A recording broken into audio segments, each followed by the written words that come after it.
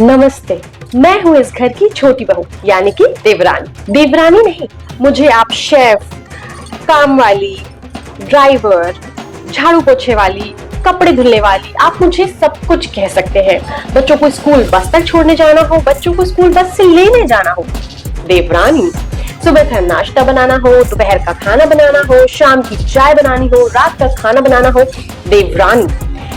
इतना सब करने के बावजूद जो क्रेडिट जाता है वो जाता है मेरी जेठानी को। अरे बेटा तू तो बहुत अच्छी डिजाइनर है, अरे बेटा तू कितने अच्छे से घर संभालती है, अरे बेटा तू कितने अच्छे से रिश्तेदारों को डील करती है, फलाना फलाना फलाना। तो हमको किस लिए लाए थे? बातें सुनाने के लिए या घर का काम कराने के लिए? फ्री की नौकरानी चाहिए थी क्या? इस सब के बावजूद मेरी सासू माँ बोलती है, बेटा तुम तो इस घर की लक्ष्मी हो। अरे मम्मी जी, लक्ष्मी को भी पूजा करने के बाद आराम करने देते हैं, लेकिन मैं जब तक सारे बर्तन धुल ना लूं तब तक मैं सोने नहीं जा सकती। आज सुबह पता है क्या हुआ? किचन में आग लग गई। अरे अरे, गैस वाली नहीं, इमोशंस वाली आग। मेरी जेठानी कहती, मम्मी जी मैं तो पास रख रही हूँ। तो मेरी सासू माँ ने कहा, बेटा किचन तुम संभाल लेना, खाना तुम बना लेना। ये अच्छा है। मेरी जेठानी पता है बहुत चालू आइटम है। क्या क्या करती है? फास्ट सारे वो रखेगी, सजावट घर की वो करेगी, और मेरे हिस्से में आती है किचन की गर्मी, और उसमें भी जरा सा कुछ ऊपर नीचे हो जाए इतनी बातें सुनने को मिल जाती है। अरे बेटा आज मिर्ची ज्यादा हो गई। एक दिन पता नहीं कहां से मेरी जेठानी ने लौकी की सब्जी बना दी, उसका मूड करके उसने बना दी, और उसमें भी नमक नहीं डाला। मेरी सासू माँ उसमें भी उसकी तारीफ कर रही है।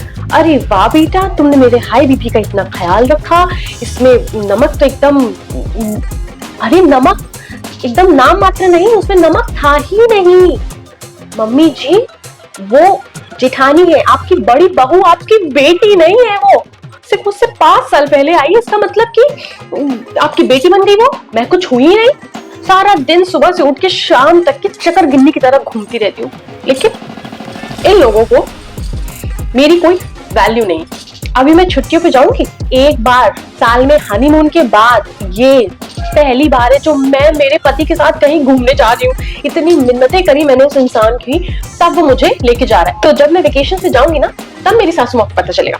क्योंकि अगर मैं मार्केट चली जाऊं, अगर मैं मायके चली जाऊं, तो मेरी जेठानी के पास सिर्फ एक काम है, बड़ा सा जेठ जी का रुमाल लेती है, सर में बांधती है और जाके अपने बिस्तर में लेट जाती है।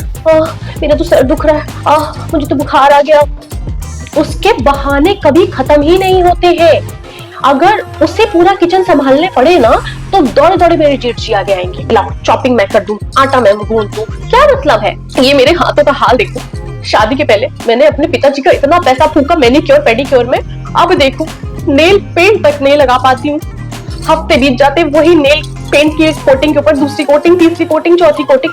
समय ही नहीं मिलता है अपने बारे में सोचने को। हेलो दोस्तों, बहुत बहुत धन्यवाद वीडियो को अंत तक देखने के लिए। सच में तहे दिल से आप सभी को बहुत बहुत धन्यवाद कि आप वीडियो में यहाँ तक बने हुए हैं। लेकिन कहानी अभी खत्म नहीं हुई है, असली ट्विस्ट तो अभी बाकी है। सोचिए, जब जेठानी अपनी चालों में और भी तेजी लाएगी और बेचारी देवरानी की हालत और खराब हो जाएगी, तब घर में क्या होगा? क्या सासू माँ को ये सब पता चल पाएगा कभी? ये सब आपको मिलेगा अगले हफ्ते वाले पार्ट में। तब तक वीडियो को खूब ढेर सारा प्यार दीजिए। और हाँ, अगर आपकी जानकारी में आपके आसपास कोई बहुत चालाक जेठानी या देवरानी या एक्स्ट्रा ओवर ड्रामेटिक जेठानी या देवरानी है, तो उनके साथ ये वीडियो जरूर शेयर करना, क्योंकि देवरानी की इन बातों का जवाब जेठानी भी तो देगी। वो आएगा उसके अगले हफ्ते। ओके? और देखो, सबसे जरूरी, सब्सक्राइब बटन प्रेस कर दो ना, और बेल आइकन भी दबा दो, ताकि जो अगला पार्ट आए ना, अगला धमाका, वो मिस नहीं होना चाहिए। इसलिए do subscribe and press the bell icon. तो दोस्तों, मिलते हैं नेक्स्ट वीडियो में। तब तक हंसते रहिए, मस्त रहिए, देवरानी जेठानी के ऐसे किस्से एंजॉय करते रहिए। Okay, bye bye.